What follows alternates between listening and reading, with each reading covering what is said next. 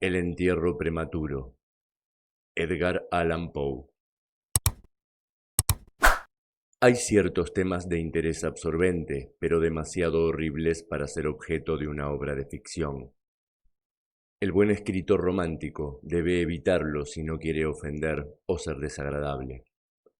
Solo se tratan con propiedad cuando lo grave y majestuoso de la verdad los santifican y sostienen.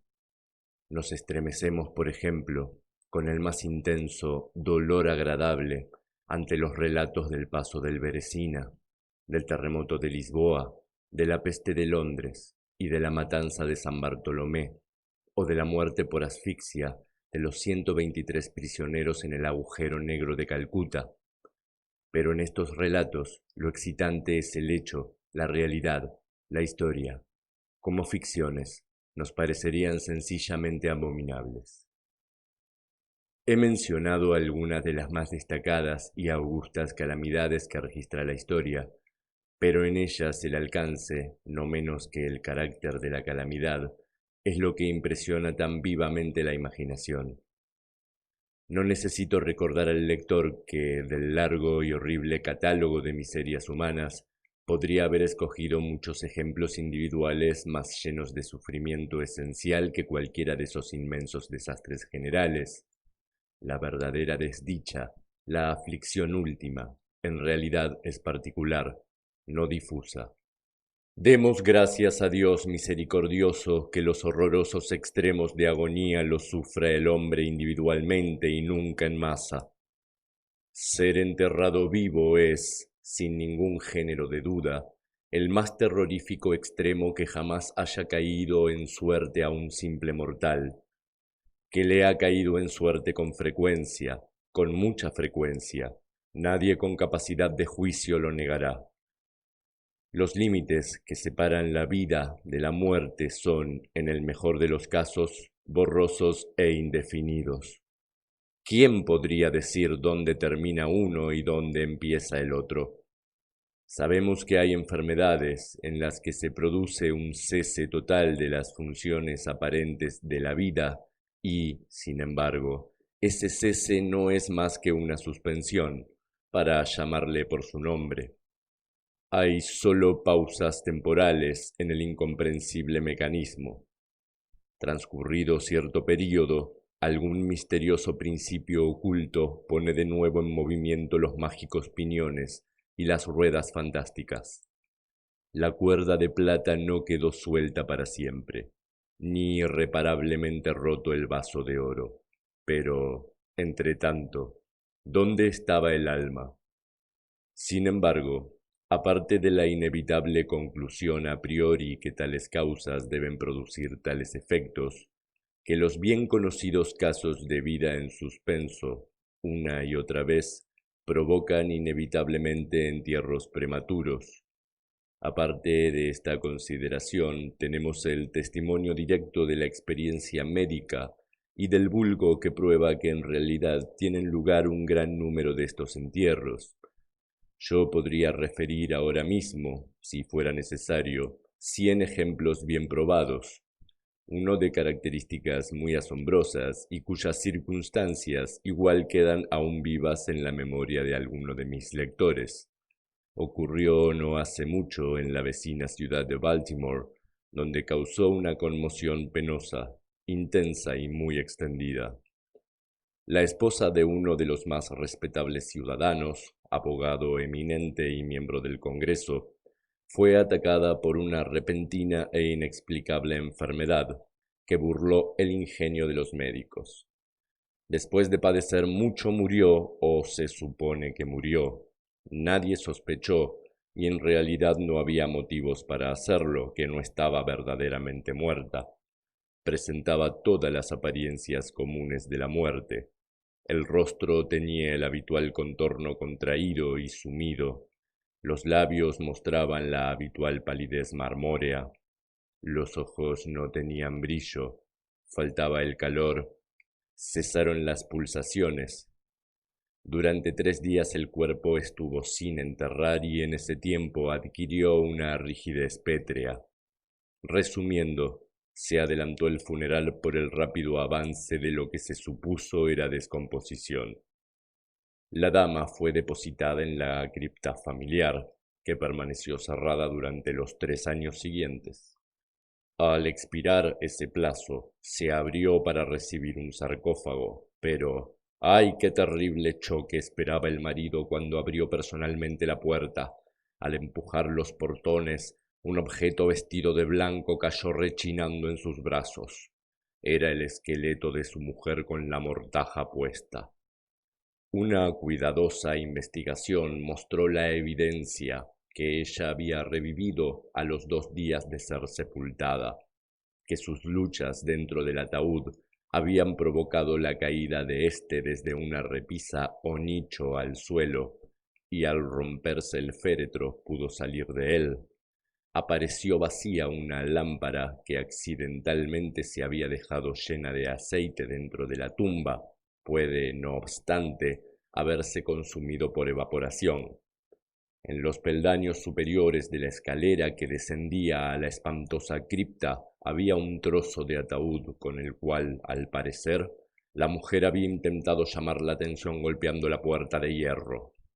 Mientras hacía esto, probablemente se desmayó o quizá murió de puro terror, y al caer, la mortaja se enredó en alguna pieza de hierro que sobresalía hacia adentro. Allí quedó, y así se pudrió, erguida. En el año 1810 tuvo lugar en Francia un caso de inhumación prematura, en circunstancias que contribuyen mucho a justificar la afirmación que dice que la verdad es más extraña que la ficción. La heroína de la historia era Mademoiselle Victorine Lafourcade, una joven de ilustre familia, rica y muy guapa. Entre sus numerosos pretendientes se contaba Julien Bossuet, un pobre literato o periodista de París. Su talento y su amabilidad habían despertado la atención de la heredera que al parecer se había enamorado realmente de él, pero el orgullo de la casta la llevó por fin a rechazarlo y a casarse con un tal Monsieur Regnier, banquero y diplomático de cierto renombre. Después del matrimonio, sin embargo, este caballero descuidó a su mujer y quizá llegó a pegarle. Después de pasar unos años desdichados, ella murió. Al menos su estado se parecía tanto al de la muerte que engañó a todos quienes la vieron. Fue enterrada, no en una cripta, sino en una tumba común, en su aldea natal. Desesperado y aún inflamado por el recuerdo de su cariño profundo, el enamorado viajó de la capital a la lejana provincia donde se encontraba la aldea, con el romántico propósito de desenterrar el cadáver y apoderarse de sus preciosos cabellos. Llegó a la tumba. A medianoche desenterró el ataúd, lo abrió y cuando iba a cortar los cabellos se detuvo ante los ojos de la amada que se abrieron. La dama había sido enterrada viva. Las pulsaciones vitales no habían desaparecido del todo, y las caricias de su amado la despertaron de aquel letargo que equivocadamente había sido confundido con la muerte. Desesperado, el joven la llevó a su alojamiento en la aldea. Empleó unos poderosos reconstituyentes aconsejados por sus no pocos conocimientos médicos. En resumen, ella revivió, reconoció a su Salvador, permaneció con él hasta que lenta y gradualmente recobró su salud. Su corazón no era tan duro y esta última lección de amor bastó para ablandarlo. Lo entregó a Bossuet. No volvió junto a su marido, sino que, ocultando su resurrección, huyó con su amante a América. 20 años después, los dos regresaron a Francia, convencidos que el paso del tiempo había cambiado tanto la apariencia de la dama que sus amigos no podrían reconocerla. Pero se equivocaron, pues al primer encuentro Monsieur Renel reconoció a su mujer y la reclamó. Ella rechazó la reclamación y el tribunal la apoyó, resolviendo que las extrañas circunstancias y el largo período transcurrido habían abolido no sólo desde un punto de vista equitativo, sino legalmente la autoridad del marido. La revista de cirugía de Leipzig, publicación de gran autoridad y mérito que algún editor americano haría bien en traducir y publicar, relata en uno de los últimos números un acontecimiento muy penoso que presenta las mismas características. Un oficial de artillería, hombre de gigantesca estatura y salud excelente, fue derribado por un caballo indomable y sufrió una contusión muy grave en la cabeza, que le dejó inconsciente. Tenía una ligera fractura de cráneo, pero no se percibió un peligro inmediato. La trepanación se hizo con éxito, se le aplicó una sangría y se adoptaron otros muchos remedios comunes, pero cayó lentamente en un sopor cada vez más grave y por fin se le dio por muerto. Hacía calor y lo enterraron con prisa indecorosa en uno de los cementerios públicos. Sus funerales tuvieron lugar un jueves. Al domingo siguiente el parque del cementerio, como de costumbre, se llenó de visitantes, y alrededor del mediodía se produjo un gran revuelo, provocado por las palabras de un campesino que, habiéndose sentado en la tumba del oficial, había sentido removerse la tierra, como si alguien estuviera luchando abajo. Al principio nadie prestó demasiada atención a las palabras de este hombre, pero su evidente terror y la terca insistencia con que repetía su historia produjeron, al fin, su natural efecto en la muchedumbre. Algunos con rapidez consiguieron unas palas, y la tumba, vergonzosamente superficial, estuvo en pocos minutos tan abierta que dejó al descubierto la cabeza de su ocupante. Daba la impresión que estaba muerto, pero aparecía casi sentado dentro del ataúd, cuya tapa, en furiosa lucha, había levantado parcialmente. Inmediatamente lo llevaron al hospital más cercano, donde se le declaró vivo, aunque en estado de asfixia. Después de unas horas volvió en sí, reconoció a algunas personas conocidas y con frases inconexas relató sus agonías en la tumba. Por lo que dijo, estaba claro que la víctima mantuvo la conciencia de vida durante más de una hora después de la inhumación, antes de perder los sentidos. Habían rellenado la tumba, sin percatarse, con una tierra muy porosa, sin aplastar, y por eso le llegó un poco de aire. Oyó los pasos de la multitud sobre su cabeza y a su vez trató de hacerse oír. El tumulto en el parque del cementerio, dijo, fue lo que seguramente lo despertó de un profundo sueño, pero al despertarse se dio cuenta del espantoso horror de su situación. Este paciente, según cuenta la historia, iba mejorando y parecía encaminado hacia un restablecimiento definitivo, cuando cayó víctima de la charlatanería de los experimentos médicos. Se le aplicó la batería galvánica y expiró de pronto en uno de esos paroxismos estáticos que en ocasiones produce. La mención de la batería galvánica, sin embargo, me trae a la memoria un caso bien conocido y muy extraordinario, en que su acción resultó ser la manera de devolver la vida a un joven abogado de Londres que estuvo enterrado 2 días. Esto ocurrió en 1831 y entonces causó profunda impresión en todas partes, donde era tema de conversación. El paciente, el señor Edward Stapleton, había muerto aparentemente de fiebre tifoidea acompañada de unos síntomas anómalos que despertaron la curiosidad de sus médicos. Después de su aparente fallecimiento, se pidió a sus amigos la autorización para un examen post-mortem, pero estos se negaron. Como sucede a menudo ante estas negativas, los médicos decidieron desenterrar el cuerpo y examinarlo a conciencia, en privado. Fácilmente llegaron a un arreglo con uno de los numerosos grupos de ladrones de cadáveres que abundan en Londres, y la tercera noche después del entierro, el supuesto cadáver fue desenterrado de una tumba de 8 pies de profundidad y depositado en el quirófano de un hospital privado. Al practicársele una incisión de cierta longitud en el abdomen, el aspecto fresco e incorrupto del sujeto sugirió la idea de aplicar la batería. Hicieron sucesivos experimentos con los efectos acostumbrados, sin nada de particular en ningún sentido, salvo en 1 o 2 ocasiones, una apariencia de vida mayor de la normal en cierta acción convulsiva. Era ya tarde. Iba a amanecer y se creyó oportuno, al fin, proceder inmediatamente a la disección, pero uno de los estudiosos tenía un deseo especial de experimentar una teoría propia e insistió en aplicar la batería a uno de los músculos pectorales. Tras realizar una tosca incisión, se estableció apresuradamente un contacto. Entonces el paciente, con un movimiento rápido pero nada convulsivo, se levantó de la mesa, caminó hacia el centro de la habitación, miró intranquilo a su alrededor unos instantes y entonces habló. Lo que dijo fue ininteligible, pero pronunció algunas palabras y silabeaba claramente. Después de hablar, cayó pesadamente al suelo. Durante unos momentos todos se quedaron paralizados de espanto, pero la urgencia del caso pronto les devolvió la presencia de ánimo. Se vio que el señor Stapleton estaba vivo, aunque sin sentido.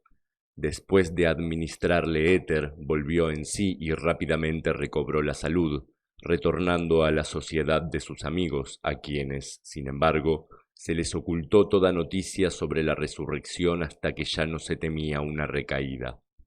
Es de imaginar la maravilla de aquellos y su extasiado asombro. El dato más espeluznante de este incidente, sin embargo, se encuentra en lo que afirmó el mismo señor Stapleton. Declaró que en ningún momento perdió todo el sentido, que de un modo borroso y confuso percibía todo lo que le estaba ocurriendo desde el instante en que fuera declarado muerto por los médicos hasta cuando cayó desmayado en el piso del hospital. «Estoy vivo», fueron las incomprendidas palabras que al reconocer la sala de disección había intentado pronunciar en aquel grave instante de peligro. Sería fácil multiplicar historias como estas, pero me abstengo porque en realidad no nos hacen falta para establecer el hecho de que suceden entierros prematuros. Cuando reflexionamos en las raras veces en que, por la naturaleza del caso, tenemos la posibilidad de descubrirlos, debemos admitir que tal vez ocurren más frecuentemente de lo que pensamos. En realidad, casi nunca se han removido muchas tumbas de un cementerio, por alguna razón, sin que aparecieran esqueletos en posturas que sugieren las más espantosas de las sospechas. La sospecha es espantosa, pero es más espantoso el destino. Puede afirmarse sin vacilar que ningún suceso se presta tanto a llevar al colmo de la angustia física y mental como el enterramiento antes de la muerte. La insoportable opresión de los pulmones, las emanaciones sofocantes de la tierra húmeda, la mortaja que se adhiere, el rígido abrazo de la estrecha morada, la oscuridad de la noche absoluta, el silencio como un mar que abruma, la invisible pero palpable presencia del gusano vencedor. Estas cosas, junto con los deseos del aire y de la hierba que crecen arriba, con el recuerdo de los queridos amigos que volarían a salvarnos si se enteraran de nuestro destino, y la conciencia de que nunca podrán saberlo, que nuestra suerte irremediable es la de los muertos de verdad. Estas consideraciones, digo, llevan el corazón aún palpitante a un grado de espantoso e insoportable horror ante el cual la imaginación más audaz retrocede. No conocemos nada tan angustioso en la tierra, no podemos imaginar nada tan horrible en los dominios del más profundo infierno, y por eso todos los relatos sobre este tema despiertan un interés profundo, interés que, sin embargo, gracias a la temerosa reverencia hacia este tema, depende justa y específicamente de nuestra creencia en la verdad del asunto narrado. Lo que voy a contar ahora es mi conocimiento real, mi experiencia efectiva y personal. Durante varios años sufrí ataques de ese extraño trastorno que los médicos han decidido llamar catalepsia, a falta de un nombre que mejor lo defina. Aunque tanto las causas inmediatas como las predisposiciones e incluso el diagnóstico de esta enfermedad siguen siendo misteriosas, su carácter evidente y manifiesto es bien conocido. Las variaciones parecen serlo, principalmente de grado. A veces el paciente se queda un solo día o incluso un periodo más breve en una especie de exagerado letargo. Está inconsciente y externamente inmóvil, pero las pulsaciones del corazón aún se perciben débilmente. Quedan unos indicios de calor, una leve coloración persiste en el centro de las mejillas y al aplicar un espejo a los labios podemos detectar una torpe, desigual y vacilante actividad de los pulmones. Otras veces el trance dura semanas e incluso meses, mientras el examen más minucioso y las pruebas médicas más rigurosas no logran establecer ninguna diferencia material entre el estado de la víctima y lo que concebimos como muerte absoluta. Por regla general, lo salvan del entierro prematuro sus amigos, que saben que sufría anteriormente de catalepsia y la consiguiente sospecha, pero sobre todo le salva la ausencia de corrupción. La enfermedad, por fortuna, avanza gradualmente. Las primeras manifestaciones, aunque marcadas, son inequívocas. Los ataques son cada vez más característicos y cada uno dura más que el anterior. En esto reside la mayor seguridad de cara a evitar la inhumación. El desdichado cuyo primer ataque tuviera la gravedad con que en ocasiones se presenta, sería casi inevitablemente llevado vivo a la tumba. Mi propio caso no difería en ningún detalle importante de los mencionados en los textos médicos. A veces, sin ninguna causa aparente, me hundía poco a poco en un estado de semisíncope o casi desmayo, y ese estado, sin dolor, sin capacidad de moverme o realmente de pensar, pero con una borrosa y letárgica conciencia de la vida y de la presencia de los que rodeaban mi cama, duraba hasta que la crisis de la enfermedad me devolvía, de repente, el perfecto conocimiento. Otras veces el ataque era rápido, fulminante. Me sentía enfermo, aterido, helado, con escalofríos y mareos, y de repente me caía postrado. Entonces, durante semanas, todo estaba vacío, negro, silencioso, y la nada se convertía en el universo. La total aniquilación no podía ser mayor. Despertaba, sin embargo, de estos últimos ataques lenta y gradualmente, en contra de lo repentino del acceso.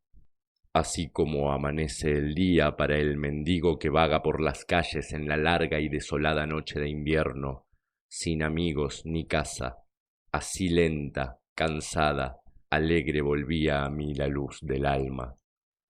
Pero, aparte de esta tendencia al síncope, mi salud general parecía buena, y no hubiera podido percibir que sufría esta enfermedad, a no ser que una peculiaridad de mi sueño pudiera considerarse provocada por ella. Al despertarme, nunca podía recobrar enseguida el uso completo de mis facultades y permanecía siempre durante largo rato en un estado de azoramiento y perplejidad, ya que las facultades mentales en general y la memoria en particular se encontraban en absoluta suspensión. En todos mis padecimientos no había sufrimiento físico, sino una infinita angustia moral. Mi imaginación se volvió macabra, hablaba de gusanos, de tumbas, de epitafios. Me perdía en meditaciones sobre la muerte y la idea del entierro prematuro se apoderaba de mi mente. El espeluznante peligro al cual estaba expuesto me obsesionaba día y noche. Durante el primero, la tortura de la meditación era excesiva. Durante la segunda, era suprema. Cuando las tétricas tinieblas se extendían sobre la tierra, entonces, presa de los más horribles pensamientos, temblaba como las trémulas plumas de un coche fúnebre. Cuando mi naturaleza ya no aguantaba la vigilia, me sumía en una lucha que al fin me llevaba al sueño, pues me estremecía pensando que, al despertar, podía encontrarme metido en una tumba, y cuando por fin me hundía en el sueño, lo hacía solo para caer de inmediato en un mundo de fantasmas, sobre el cual flotaba con inmensas y tenebrosas alas negras la única, predominante y sepulcral idea: De las innumerables imágenes melancólicas que me oprimían en sueños, elijo para mi relato una visión solitaria. Soñé que había caído en un trance cataléptico de más duración y profundidad que lo normal. De repente, una mano helada se posó en mi frente y una voz impaciente, farfullante, susurró en mi oído: «¡Levántate!». Me incorporé. La oscuridad era total. No podía ver la figura del que me había despertado. No podía recordar ni la hora en que había caído en trance, ni el lugar en que me encontraba. Mientras seguía inmóvil, intentando ordenar mis pensamientos, la fría mano me agarró con fuerza por la muñeca, sacudiéndola con petulancia, mientras la voz farfullante decía de nuevo: «¡Levántate! No te he dicho que te levantes». «¿Y tú?», pregunté. «¿Quién eres?». «No tengo nombre en las regiones donde habito», replicó la voz tristemente. «Fui un hombre y soy un espectro. Era despiadado, pero soy digno de lástima. Ya ves que tiemblo, me rechinan los dientes cuando hablo, pero no es por el frío de la noche eterna. Pero este horror es insoportable. ¿Cómo puedes dormir tú tranquilo? No me dejan descansar los gritos de estas largas agonías. Estos espectáculos son más de lo que puedo soportar. Levántate, ven conmigo a la noche exterior y deja que te muestre las tumbas. ¿No es este un espectáculo de dolor? ¡Mira!». Miré, y la figura invisible que aún seguía apretándome la muñeca consiguió abrir las tumbas de toda la humanidad, y de cada una salían las irradiaciones fosfóricas de la descomposición, de forma que pude ver sus más escondidos rincones y los cuerpos amortajados en su triste y solemne sueño con el gusano, pero ¡ay! Los que realmente dormían, aunque fueran muchos millones, eran menos que los que no dormían en absoluto, y había una débil lucha, y había un triste y general desasosiego, y de las profundidades de los innumerables pozos salía el melancólico frotar de las vestiduras de los enterrados, y entre aquellos que parecían descansar tranquilos, vi que muchos habían cambiado, en mayor o menor grado, la rígida e incómoda postura en que fueron sepultados, y la voz me habló de nuevo mientras contemplaba: «¿No es esto acaso un espectáculo lastimoso?». Pero antes que encontrara palabras para contestar, la figura había soltado mi muñeca. Las luces fosfóricas se extinguieron y las tumbas se cerraron con repentina violencia, mientras de ellas salía un tumulto de gritos desesperados, repitiendo: «¿No es esto, Dios mío, acaso un espectáculo lastimoso?». Fantasías como esta se presentaban por la noche y extendían su terrorífica influencia incluso en mis horas de vigilia. Mis nervios quedaron destrozados y fui presa de un horror continuo. Ya no me atrevía a montar a caballo, a pasear, ni a practicar ningún ejercicio que me alejara de casa. En realidad, ya no me atrevía a fiarme de mí, lejos de la presencia de los que conocían mi propensión a la catalepsia, por miedo a que, en uno de esos ataques, me enterraran antes de conocer mi estado realmente. Dudaba del cuidado y de la lealtad de mis amigos más queridos. Temía que, en un trance más largo de lo acostumbrado, se convencieran de que ya no había remedio. Incluso llegaba a temer que, como les causaba muchas molestias, quizás se alegraran de considerar que un ataque prolongado era la excusa suficiente para librarse definitivamente de mí. En vano trataban de tranquilizarme con las más solemnes promesas.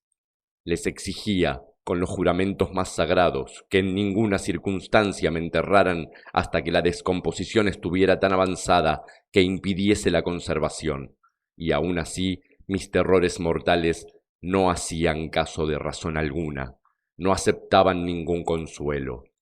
Empecé con una serie de complejas precauciones. Entre otras, mandé a remodelar la cripta familiar de forma de que se pudiera abrir fácilmente desde el interior, a la más débil presión sobre una larga palanca que se extendía hasta muy dentro de la cripta. se abrirían rápidamente los portones de hierro. También estaba prevista la entrada libre de aire y de luz, y adecuados recipientes con alimentos y agua al alcance del ataúd preparado para recibirme. Este ataúd estaba acolchado con un material suave y cálido, y dotado de una tapa elaborada según el principio de la puerta de la cripta, incluyendo resortes ideados de forma que el más débil movimiento del cuerpo sería suficiente para que se soltara.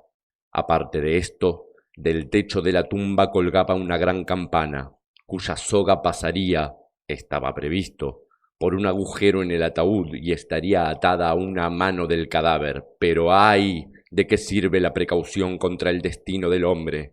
Ni siquiera estas bien urdidas seguridades bastaban para librar de las angustias más extremas de la inhumación en vida a un infeliz destinado a ellas. Llegó una época, como me había ocurrido antes a menudo, en que me encontré emergiendo de un estado de total inconsciencia a la primera sensación débil e indefinida de la existencia. Lentamente, con paso de tortuga, se acercaba el pálido amanecer gris del día psíquico, un desasosiego aletargado, una sensación apática de sordo dolor, ninguna preocupación, ninguna esperanza, ningún esfuerzo. Entonces, después de un largo intervalo, un zumbido en los oídos. Luego, tras un lapso de tiempo más largo, una sensación de hormigueo o comezón en las extremidades. Después, un período aparentemente eterno de placentera quietud, durante el cual las sensaciones que se despiertan luchan por transformarse en pensamientos. Más tarde, otra corta zambullida en la nada, luego un súbito restablecimiento. Al fin, el ligero estremecerse de un párpado, e inmediatamente después, un choque eléctrico de terror mortal e indefinido que envía la sangre a torrentes desde las sienes al corazón. Y entonces, el primer esfuerzo por pensar, y entonces, el primer intento de recordar, y entonces, un éxito parcial y evanescente, y entonces, la memoria ha recobrado tanto su dominio que, en cierta medida, tengo conciencia de mi estado. Siento que no me estoy despertando de un sueño corriente.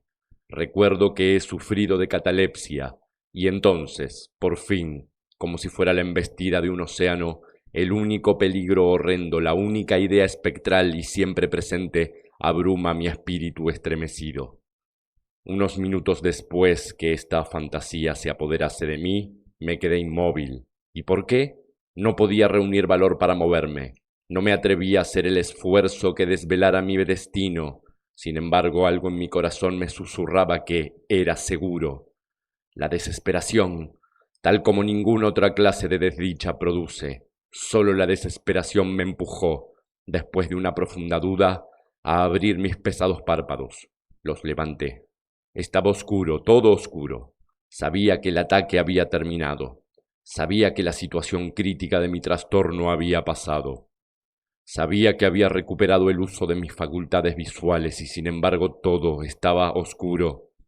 Oscuro con la intensa y absoluta falta de luz de la noche que dura para siempre. Intenté gritar, y mis labios y mi lengua reseca se movieron convulsivamente, pero ninguna voz salió de los cavernosos pulmones que, oprimidos como por el peso de una montaña, jadeaban y palpitaban en el corazón de cada inspiración laboriosa y difícil. El movimiento de las mandíbulas, en el esfuerzo por gritar, me mostró que estaban atadas. ¿Cómo se hace con los muertos? Sentí también que yacía sobre una materia dura, y algo parecido me apretaba los costados. Hasta entonces no me había atrevido a mover ningún miembro, pero al fin levanté con violencia mis brazos, que estaban estirados con las muñecas cruzadas. Chocaron con una materia sólida que se extendía sobre mi cuerpo a no más de 6 pulgadas de mi cara. Ya no dudaba que reposaba al fin dentro de un ataúd. Y entonces, en medio de toda mi infinita desdicha, vino dulcemente la esperanza, como un querubín, pues pensé en mis precauciones. Me retorcí e hice espasmódicos esfuerzos para abrir la tapa. No se movía. Me toqué las muñecas buscando la soga. No la encontré. Y entonces mi consuelo huyó para siempre, y una desesperación aún más inflexible reinó triunfante, pues no pude evitar percatarme de la ausencia de las almohadillas que había preparado con tanto cuidado. Y entonces llegó de repente a mis narices el fuerte y peculiar olor a la tierra húmeda. La conclusión era irresistible. No estaba en la cripta. Había caído en trance lejos de casa, entre desconocidos. No podía recordar cuándo y cómo, y ellos me habían enterrado como a un perro, metido en algún ataúd común, cerrado con clavos y arrojado bajo tierra y para siempre en alguna tumba común y anónima. Cuando este horrible convencimiento se abrió paso con fuerza hasta lo más íntimo de mi alma, luché una vez más por gritar, y este segundo intento tuvo éxito. Un largo, salvaje y continuo grito o alarido de agonía resonó en los recintos de la noche subterránea. «Oye, oye, ¿qué es eso?», dijo una áspera voz como respuesta. «¿Qué diablos pasa ahora?», dijo un segundo. «Fuera de ahí», dijo un tercero. «¿Por qué aúlla de esa manera como un gato montés?», dijo un cuarto. Y entonces unos individuos de aspecto rudo me sujetaron y me sacudieron sin ninguna consideración. No me despertaron del sueño, pues estaba completamente despierto cuando grité, pero me devolvieron la plena posesión de mi memoria. Esta aventura ocurrió cerca de Richmond, en Virginia. Acompañado de un amigo, había bajado en una expedición de caza unas millas por las orillas del río James. Se acercaba la noche cuando nos sorprendió una tormenta.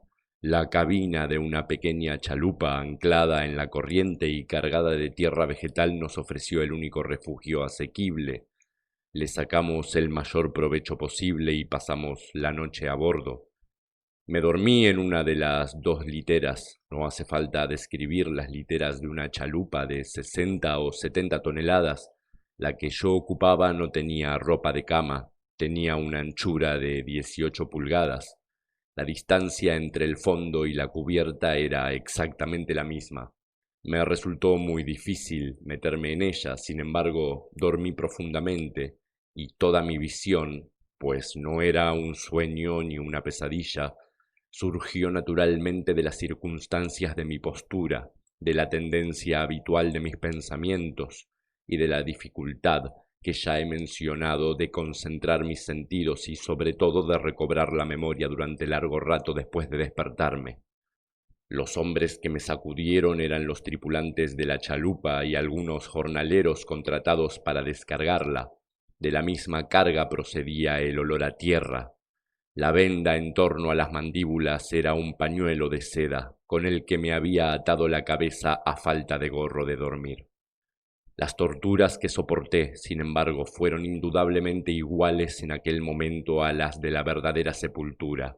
Eran de un horror inconcebible, increíblemente espantosas, pero del mal procede el bien, pues su mismo exceso provocó en mi espíritu una reacción inevitable.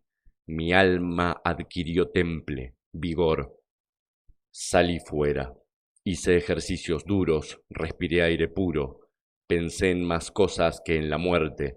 Abandoné mis textos médicos, quemé el libro de Buchan, no leí más pensamientos nocturnos, ni grandilocuencias sobre cementerios, ni cuentos de miedo como este. En muy poco tiempo me convertí en un hombre nuevo y viví una vida de hombre. Desde aquella noche memorable descarté para siempre mis aprensiones sepulcrales, y con ellas se desvanecieron los achaques catalépticos, de los cuales quizá fueran menos consecuencia que causa. Hay momentos en que, incluso para el sereno ojo de la razón, el mundo de nuestra triste humanidad puede parecer el infierno, pero la imaginación del hombre no es gratis para explorar con impunidad todas sus cavernas. Ay, la torva legión de los terrores sepulcrales no se puede considerar como completamente imaginaria, pero los demonios, en cuya compañía Afrasiab hizo su viaje por el Oxus, tienen que dormir o nos devorarán. Hay que permitirles que duerman o pereceremos.